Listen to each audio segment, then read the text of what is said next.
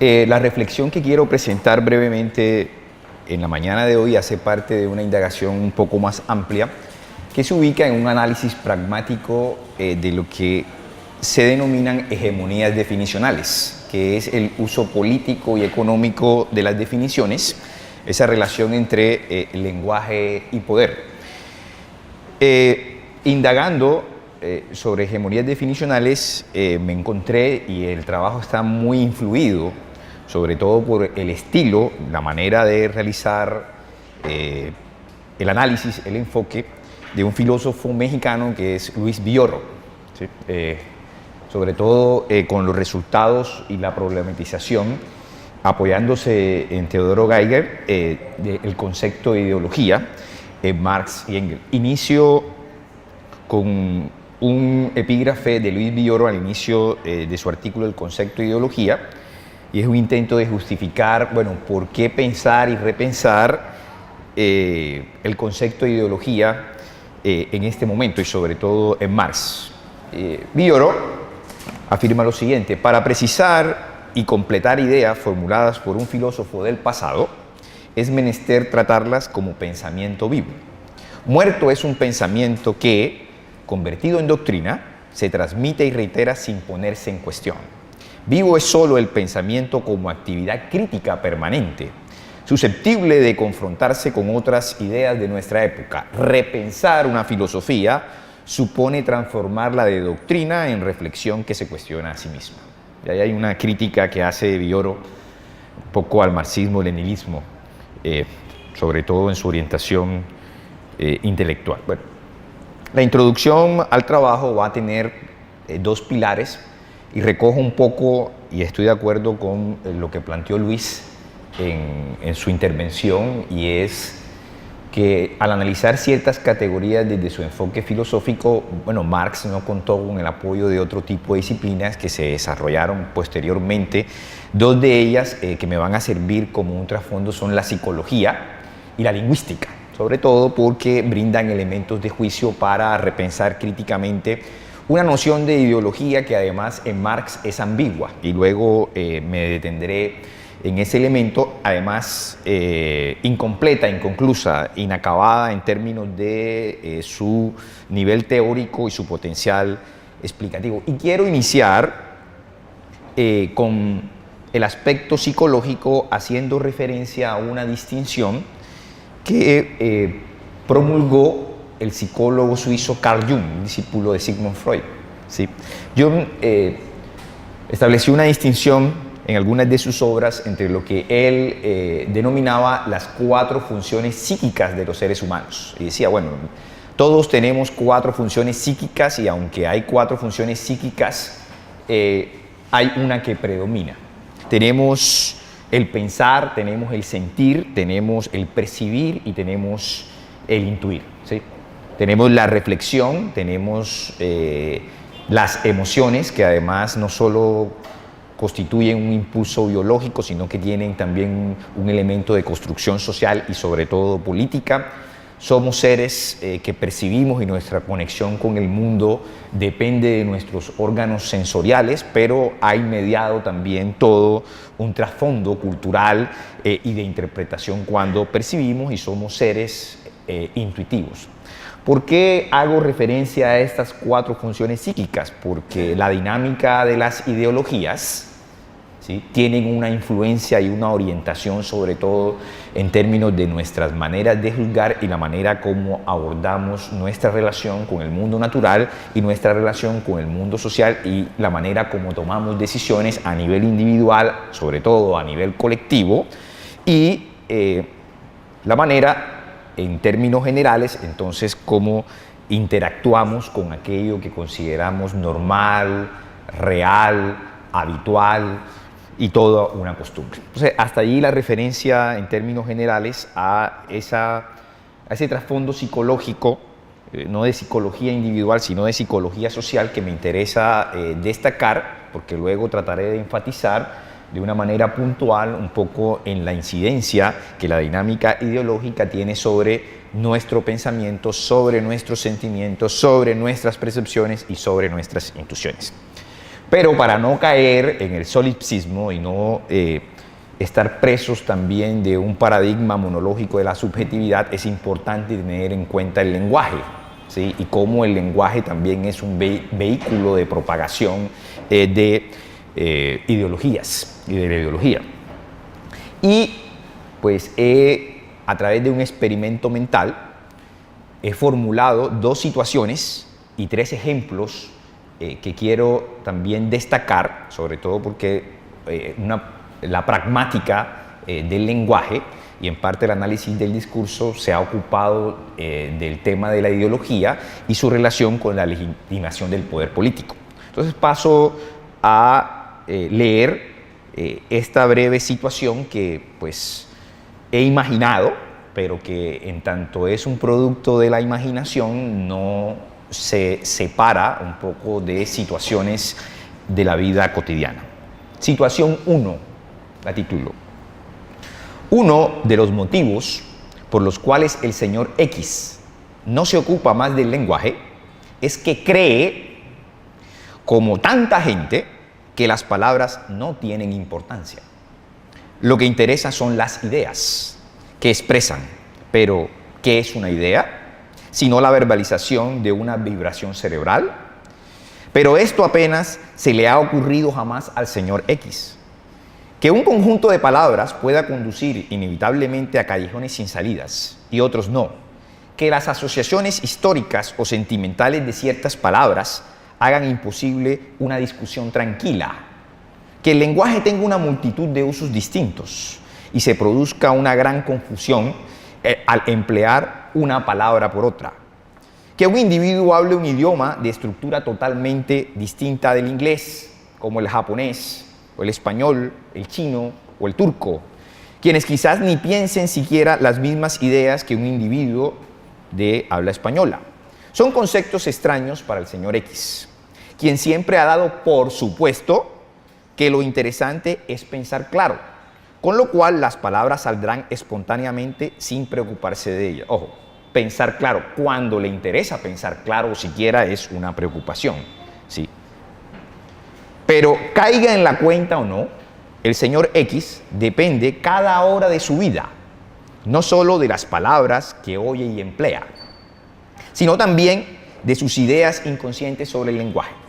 Si, por ejemplo, le gusta el nombre Alberto y quisiera ponérselo a su hijo, pero supersticiosamente lo rechaza porque conoció a un Alberto que se suicidó, está obrando consciente o inconscientemente de acuerdo con ciertas suposiciones sobre la relación del lenguaje con la realidad.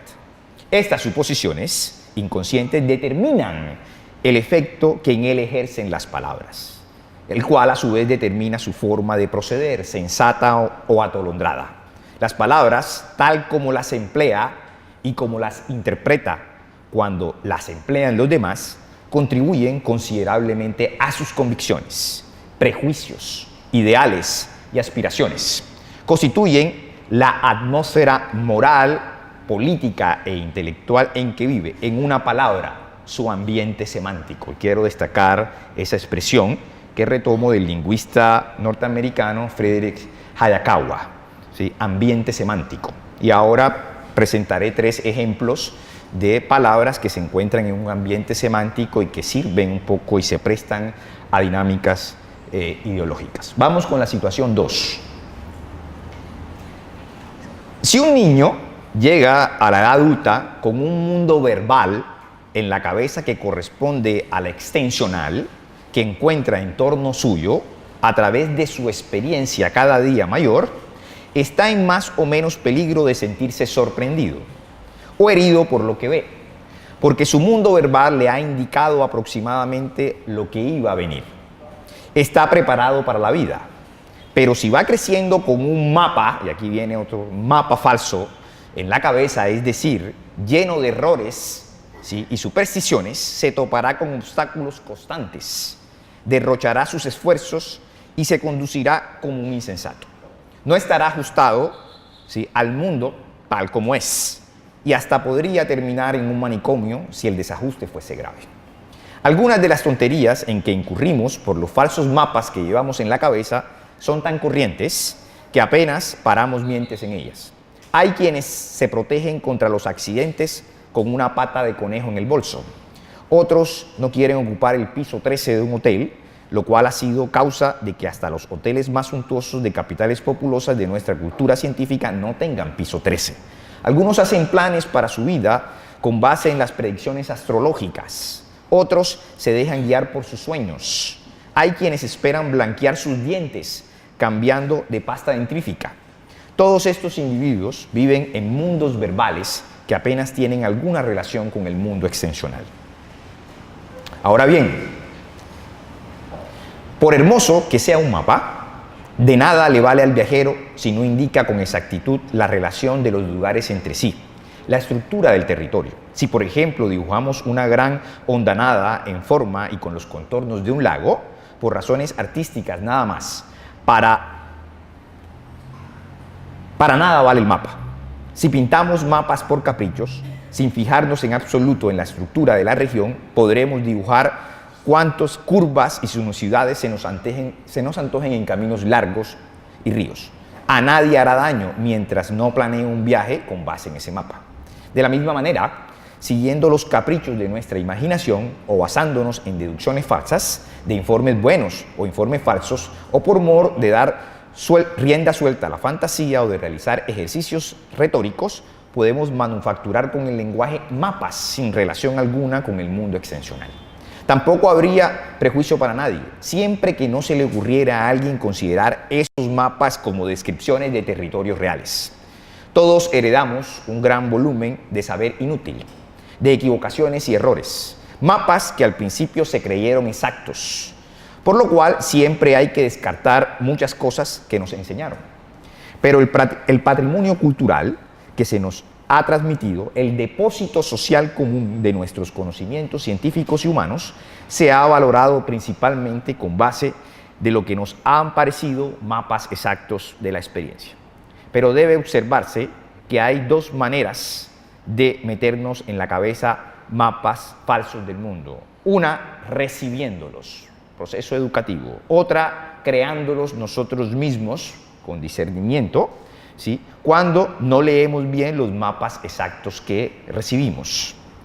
Quiero presentar, con base en esas dos situaciones, he imaginado 3 ejemplos y 3 casos que sí tienen que ver con nuestra realidad social y sobre todo con el contexto colombiano. Y quiero destacar, y soy reiterativo en eso, la noción de ambiente semántico y sobre todo la noción de mapa, un poco que con las palabras nos ayudan a ubicar. Tomemos una expresión que en las últimas semanas su uso se ha debilitado, o por lo menos su presentación y la manera como nos ha bombardeado en otros meses o en otros años, ahora está un poco relajado. La expresión castrochavismo. ¿Sí?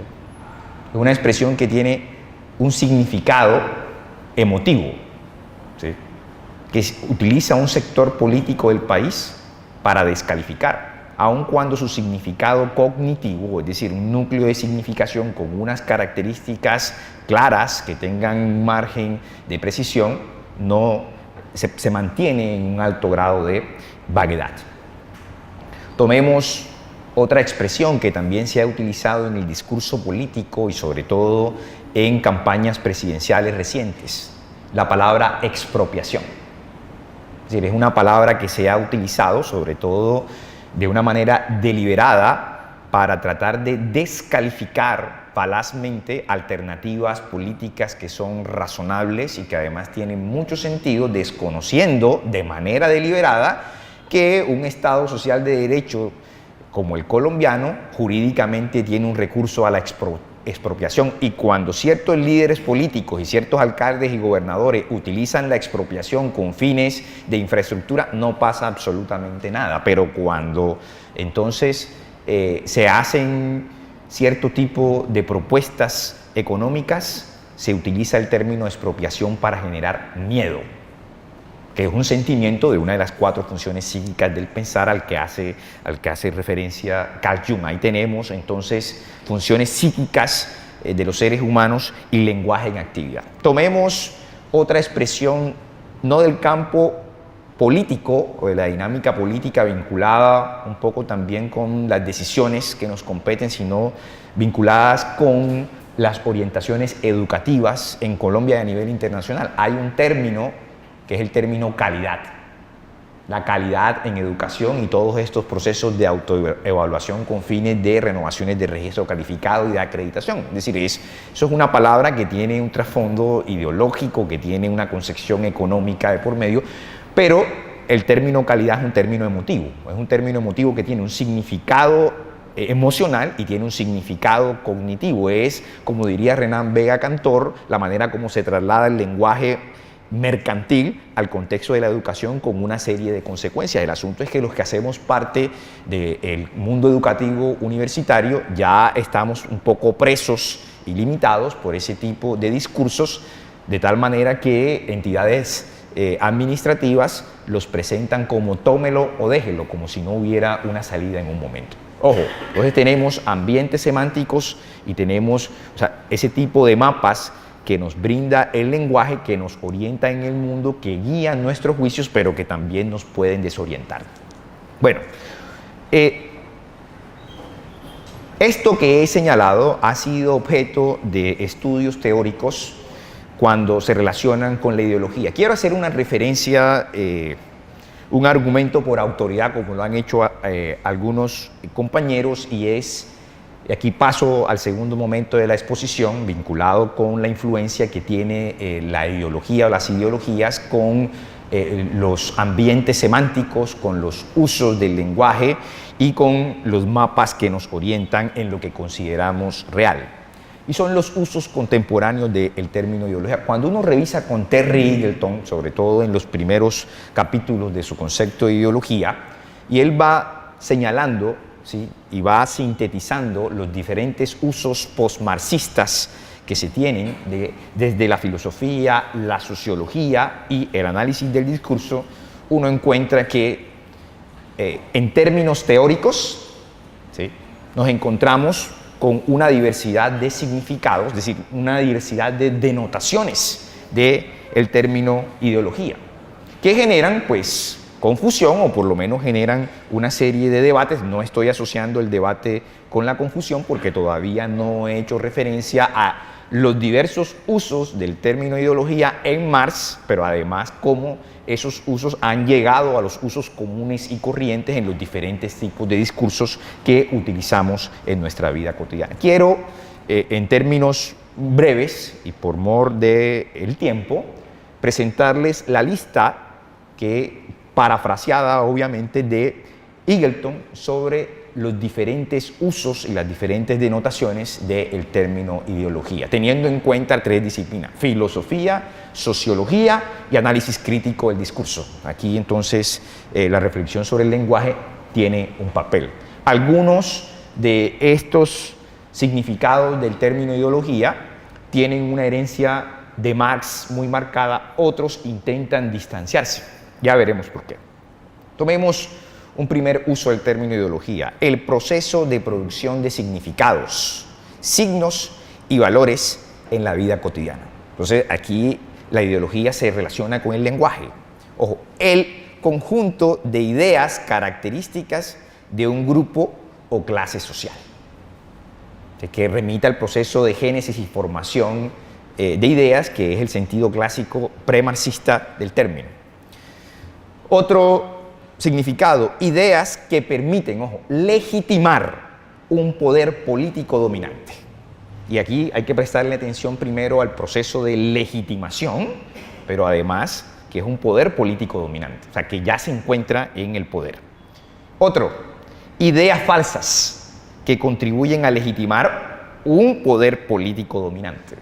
Y aquí allá hay un carácter negativo, ¿sí?, marcado, vinculado con el conocimiento, con la falsedad y con el error, que ampliaremos más adelante, porque este es uno de los usos que más emplea Marx en su obra.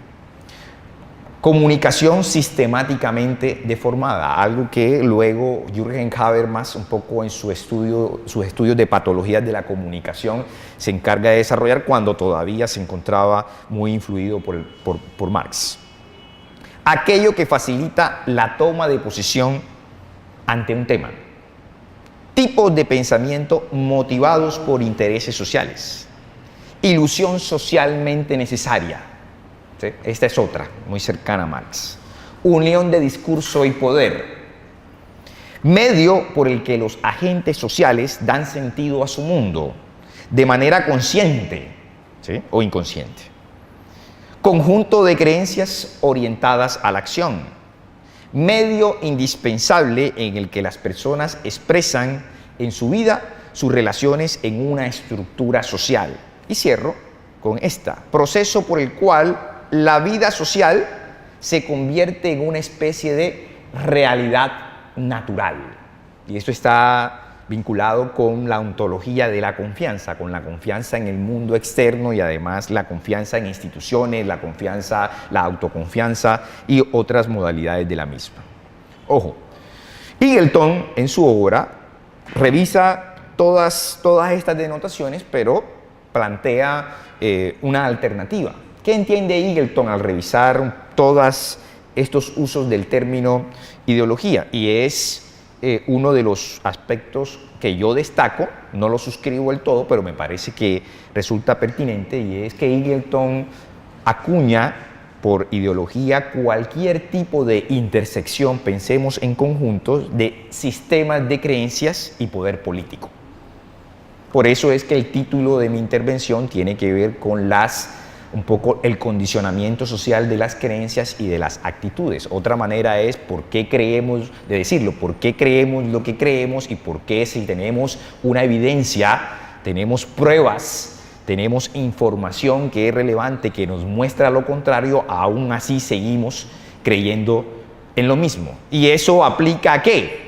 Eso aplica no solo en términos políticos, sino en términos familiares, en términos académicos, en términos de relaciones interpersonales. Tiene que ver con nuestros dogmas, con nuestras convicciones más íntimas. Entonces, por eso se trata un poco aquí de revisar los sistemas de creencias que se encuentran semi-organizados en múltiples redes. Y esta es una intersección entre los sistemas de creencia y el poder político que puede confirmar, pero también es susceptible de desafiar un orden social particular. Y quiero insistir en esto porque entonces, claro, la fuerza del término ideología, ¿en qué residiría? ¿Sí? En que nos permite diferenciar y nos permite discriminar cuáles son las luchas por el poder que son de cierta manera centrales en una forma de vida social y aquellas que no lo son. ¿Sí? Porque hay también tipos de relaciones de poder, ¿sí?, y de intentar legitimar ese poder. Bueno, cuando uno revisa toda esa diversidad de denotaciones del término ideología, teniendo en cuenta las tres disciplinas a las que hice referencia, uno llega a una conclusión que puede resultar obvia, pero es una conclusión obvia para aquellos que se encargan del estudio del fenómeno de la ideología en el ámbito académico y en el ámbito teórico, pero no necesariamente para un ciudadano o un individuo que usa el término ideología, que es el resultado de un proceso de fontanería filosófica, ¿sí?, y que luego se inserta en nuestro sentido común y lo usamos de diferentes maneras, y mi interés es mostrar ese tipo de usos posteriores a Marx que les he señalado, 4 usos que se encuentran en la obra de Marx, ¿sí?, y cómo esos usos, ¿sí?, son cotidianos hasta cierto punto, aun cuando la persona que los usa no haya leído absolutamente nada de Marx, e incluso pueda despotricar del pensamiento de Marx y del pensamiento marxista. O sea que está allí y tiene que ver un poco con el elemento vivo que tiene la filosofía en su relación con la vida cotidiana. Bueno, la conclusión preliminar es la siguiente. Se trata sin duda de un término impreciso, de tanto haber sido usado con diferentes sentidos en distintos contextos, mientras no se precise, confunde las cosas en lugar de esclarecerlas. Pero el hecho mismo de su uso tan frecuente, que nosotros lo experimentamos sin haber leído ni a Marx, ni a los premarxistas, ni a los postmarxistas, no nos indica que carecemos de otra palabra igualmente sugerente para expresar lo que ideología intenta denotar, porque ese concepto surge para responder a un problema real. Cuando un concepto se vuelve vago, ¿sí?, por Mánido, ¿sí?, una vía para aclararlo es hacer de lado las interpretaciones innumerables que lo han confundido a fin de intentar recuperarlo en sus orígenes y poder así pensarlo de nuevo. Hay que preguntarse cuál es el problema para cuya solución resultó indispensable introducir ese concepto y cuáles deben ser en consecuencia sus notas características si ha de resolverlo en un momento determinado. Eso quiere decir que la reflexión que estoy presentando nos lleva a concluir que pues, el término ideología es una noción confusa por los múltiples significados con los que se encuentra.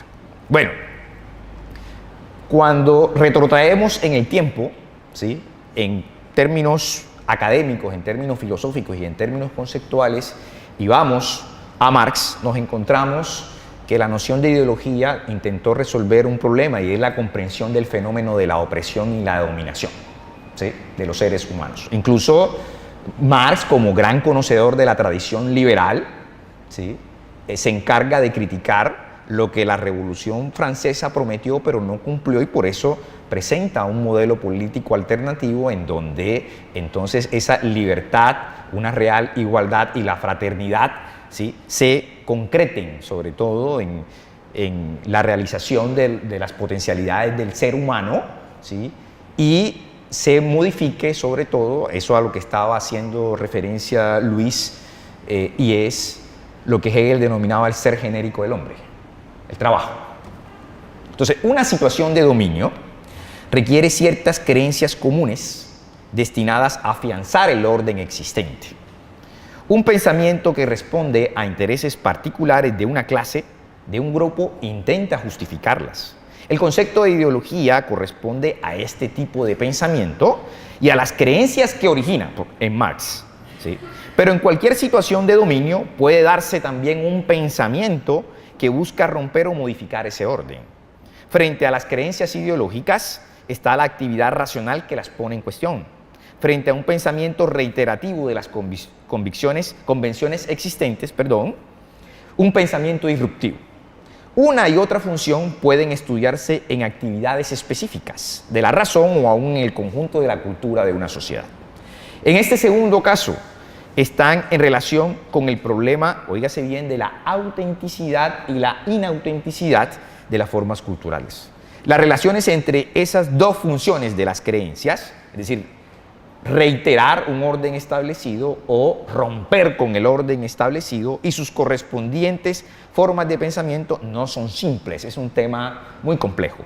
Un mismo conjunto de creencias puede en una ocasión cumplir una función disruptiva y en otra ejercer una función reiterativa de un dominio, es decir, cuando intenta obtener el poder, lo legitima, lo logra y luego se convierte en un instrumento de opresión cuando prometió fue la emancipación de los seres humanos. Eso sucede entonces con algunas revoluciones, ¿no?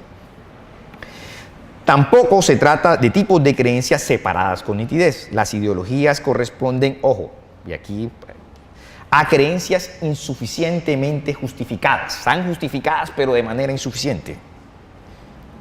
Por ello, encubren la realidad, al interpretarla con conceptos que las distorsionan. Ese es un poco el núcleo de la visión de Marx en términos de ideología. Sin embargo, bajo la distorsión también puede verse de algún modo la realidad. Por su parte, la actividad desmitificadora, ¿sí?, de las ideologías suele descubrir una realidad oculta bajo las creencias convencionales, pero puede también eludirla, dando lugar a nuevas creencias encubridoras, ¿sí? Así, entre estas dos formas de pensamiento, ¿sí?, la reiteración o la disrupción, existe una relación compleja. Habría una dialéctica propia del ejercicio de la razón en una sociedad concreta. Bueno, vamos, y ahora me voy a detener en la parte nuclear de la exposición y es los diferentes usos del concepto de ideología en algunos de los textos de Marx. Y nosotros podemos encontrar dos niveles de el uso del término ideología que se corresponden además con 4 conceptos.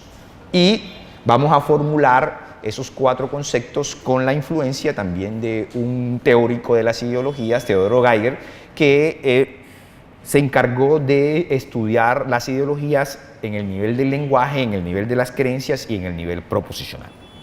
El concepto 1, ¿cómo usa Marx, ¿sí?, el término ideología? Como conjunto de enunciados que tienen 2 características. Es el concepto 1. A.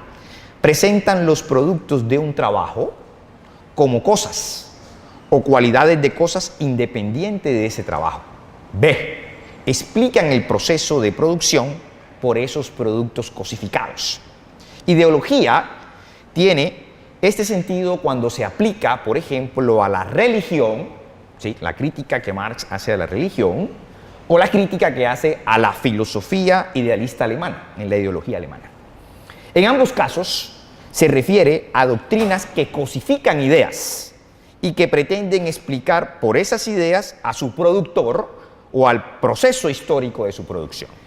En el lenguaje común, o sea, cómo nos ha llegado a nosotros en la cotidianidad este primer concepto, ¿sí?, que usa Marx en su obra. En el lenguaje común tiene ese sentido cuando tildamos de deformación ideológica el intento de explicar una actuación política por las ideas que declaran tener sus actores y no por la función objetiva que realmente cumple, como juzgar, por ejemplo, la tendencia política de un partido o de un gobernante por sus declaraciones y discursos y no por las medidas que toma. Por ejemplo, ahí tenemos una primera forma. También tiene ese sentido, ¿sí?, al aplicarse en el Capital a la economía política clásica, que considera el valor como una cualidad de la mercancía y esta como una cosa, ocultando así su carácter de producto de un trabajo concreto.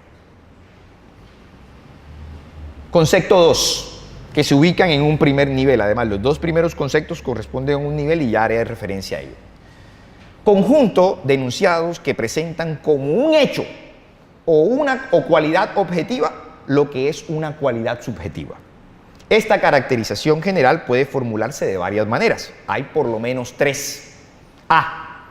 Enunciados que presentan intereses particulares de clase como intereses generales. B. Enunciados de valor, de preferencia personal, que se presentan como enunciados de hecho. C. Enunciados que expresan deseos o emociones personales y se presentan como descriptivos de cualidades objetivas. La formulación A se encuentra expresamente en la ideología alemana y en la miseria de la filosofía. Las formulaciones B y C se pueden encontrar aludidas incidentalmente en los escritos de Marx o Engels. Quien las desarrolló con mayor precisión fue Theodor Geiger en su libro, un libro que recomiendo, Ideología y Verdad. Texto maravilloso. La ideología consiste en una forma de ocultamiento, en que los intereses y preferencias propios de un grupo social se disfrazan al hacerse pasar por intereses y valores universales y se vuelven aceptables por todos. En el lenguaje ordinario, vuelve y juega la manera como nos ha llegado, se emplea continuamente en ese sentido. Por ejemplo, si llamamos ideológica a una concepción moral que pretende imponérsenos, cuando nos parece responder a prejuicios y preferencias limitadas de un grupo o una época. Notemos que estas 2 primeras caracterizaciones de ideología la describen como una forma de falsedad. Los enunciados ideológicos se presentan como si expresaran un conocimiento, cuando son en realidad una forma de error. Este concepto de ideología pertenece pues a la teoría del conocimiento. Podríamos hablar de un concepto nociológico, he aquí el primer nivel de ideología, pero en este concepto no se alude a las causas que expliquen el error. Para ello habrá que pasar a las 2 caracterizaciones siguientes. Entonces vamos al concepto 3, ya estoy finalizando. Conjunto de enunciados que expresan creencias condicionadas, en último término, por las relaciones sociales de producción. Corresponden al concepto de ideología como parte de la superestructura social en Marx y Engels.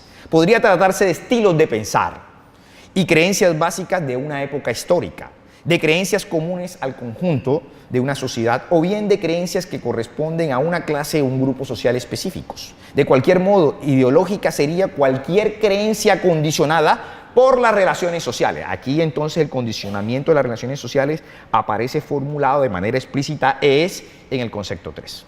Este concepto de ideología es el que se encuentra también con distintos matices en la sociología del conocimiento. En ese sentido, solemos hablar por lo común de la ideología imperante en la Edad Media, o de la ideología del capitalismo, o de la ideología de los grupos financieros, o de las clases medias, o del proletariado. Concepto 4, en el segundo nivel, que es, ¿sí?, el nivel sociológico, ya no el nociológico. 4. Conjunto de enunciados que expresan creencias que cumplen una función social. Y aquí tenemos dos características. A, de cohesión entre los miembros de un grupo, y B, de dominio de un grupo o de una clase sobre otros. La formulación A no se encuentra, ¿sí?, expresamente en Marx, ¿sí?, sí en algunos autores marxistas, por ejemplo Althusser. La formulación B se encuentra en Marx y en todos los autores marxistas, junto con otras notas añadidas. Forma parte también del concepto de ideología como sistema organizado de creencias irracionales, destinado a dirigir a los individuos con vista a una acción de dominio, utilizada por autores no marxistas, por ejemplo, como Hans Freyer, Daniel Bell y Edward Schiltz.